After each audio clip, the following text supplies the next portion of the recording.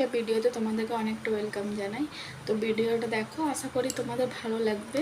কালকে মার্কেট থেকে এসে আর ভিডিওটা করতে পারিনি, কারণ মাম্মাম খুবই কাঁদছিল, তো সেই জন্য আর প্রচুর গরম তো এখানে, সেই জন্য ভিডিওটা কন্টিনিউ করতে পারিনি।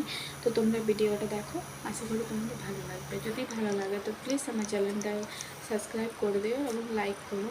তো দেখো তোমরা। দেখো মার্কেট গিয়েছিলাম, দিল্লির মার্কেট এত জ্যাম, তারপরে ওখানে আর ভিডিও করতে পারিনি, প্রচুর জ্যাম ছিল সেই জন্য। তারপরে এখানে চলে এলাম পার্কে, এখানে মামাকে একটু হাঁটাবো।